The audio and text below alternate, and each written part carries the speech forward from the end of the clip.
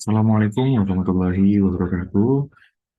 Perkenalkan, nama saya Christian Hafiz Hilmi dari Hukum Tata Negara A, mata kuliah Hukum Acara Perdata. Nah, pada kali ini saya akan menjelaskan tentang eksekusi dalam Hukum Acara Perdata.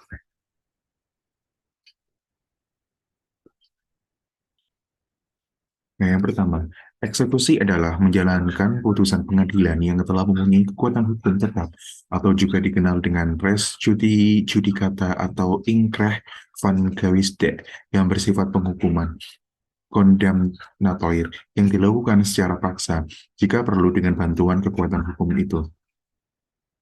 Dan yang kedua adalah jenis-jenis eksekusi.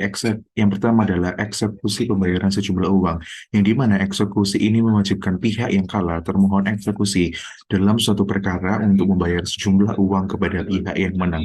Selanjutnya, apabila termohon eksekusi ini tidak berkenan untuk membayar sejumlah uang tersebut kepada pihak yang menang atau juga disebut dengan pemohon, maka harta benda termohon yang sebelumnya telah dijatuhkan sita, jaminan akan dieksekusi oleh pemohon eksekusi melalui Ketua Pengadilan Negeri atau Agama. Nah, dengan demikian, eksekusi dimulai dari benda bergerak dan apabila benda bergerak itu tidak cukup untuk melunasi hutang dari termohon, maka diputuskan untuk mengeksekusi benda tidak bergerak memilih termohon.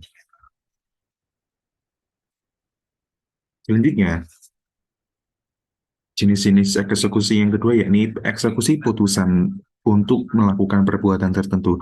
Nah, mengatur bahwa apabila termohon eksekusi itu setelah 8 hari diberikan teguran atau unmanning, tetap tidak bersedia melaksanakan perbuatan yang telah diputuskan, maka atas permohonan pemohon, baik secara tertulis atau lisan, Ketua Pengadilan Negeri ini atau Pengadilan Negeri Agama dapat mengubah diktum putusan mengenai perbuatan hukum tertentu yang dimana diganti dengan sejumlah uang.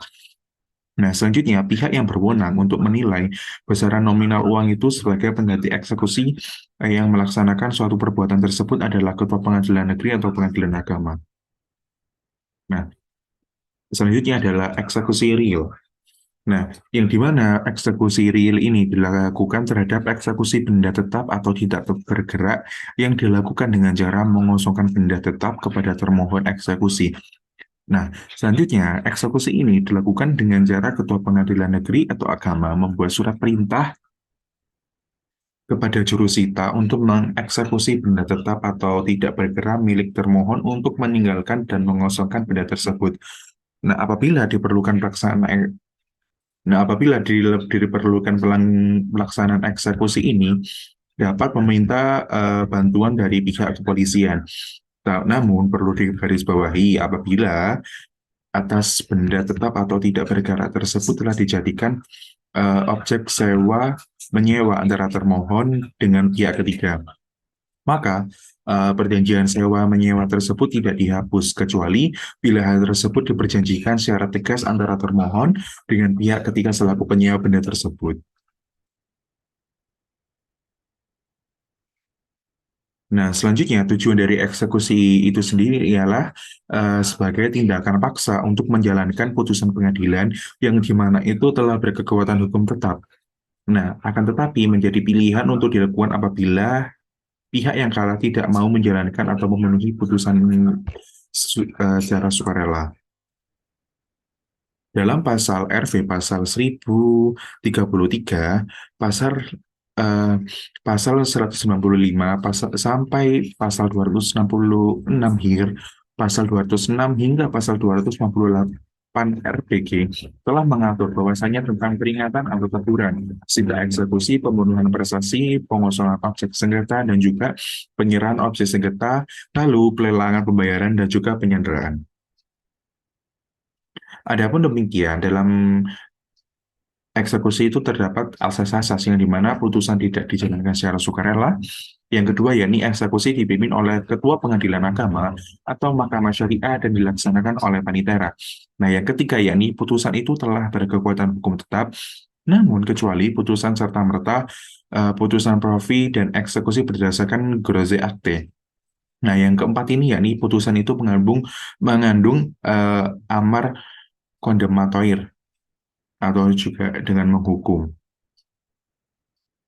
Selanjutnya, dalam menjalankan putusan yang telah berkekuatan hukum tetap, itu putusan pengadilan itu berkekuatan hukum tetap jika tidak terdapat lagi upaya hukum atasnya dalam pengertian putusan yang sudah memiliki kekuatan yang mengikat yang positif, yang dimana itu mencakup tentang putusan verstek yang tidak dimohon verzat.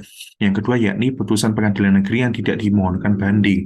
Nah, yang ketiga yakni putusan pengadilan tinggi yang tidak dimohonkan kasasi. Nah, yang keempat yakni putusan kasasi. Yang kelima adalah putusan perdamaian. Selanjutnya, dalam eksekusi itu terdapat juga prosedur yang dimana dalam sidang amani tersebut, yang pertama yakni seyogyanya pemohon itu dipanggil untuk hadir. Nah, yang kedua yakni Ketua Pengadilan Agama atau Mahkamah Syariah itu menyampaikan peringatan supaya dalam tempo 8 hari dari hari setelah peringatan termohon eksekusi ini melakukan isi putusan. Nah, yang ketiga yakni panitera itu membuat berita acara sidang amaning dan ditandatangani oleh ketua dan panitera. Nah, yang keempat yakni apabila dalam tempo 8 hari itu setelah peringatan, pemohon eksekusi ini melaporkan bahwa termohon eksekusi belum melaksanakan isi putusan tersebut. Ketua Pengadilan Agama atau Mahkamah Syariah itu menerbitkan penetapan peringatan eksekusi. Nah, yang terakhir ini adalah pelaksanaan eksekusi yang di mana yang pertama, eksekusi itu dipimpin oleh ketua pengadilan pengadilan perintah. Nah, yang kedua, eksekusi itu oleh ketua pengadilan dalam bentuk surat penetapan. Nah, yang ketiga yaitu eksekusi ialah panitera atau jurusita dan dibantu oleh sekurang-kurangnya oleh dua jaksa. Maaf, dua orang saksi. Nah, yang keempat, yakni memerintahkan panitera atau jurusita untuk melakukan pembebanan sita eksekusi. Nah, yang terakhir, yakni penjabat yang melakukan eksekusi membuat berita acara tentang eksekusi tersebut. Mungkin itu yang bisa saya sampaikan tentang eksekusi dalam hukum acara perdata. Terima kasih. Wassalamualaikum warahmatullahi wabarakatuh.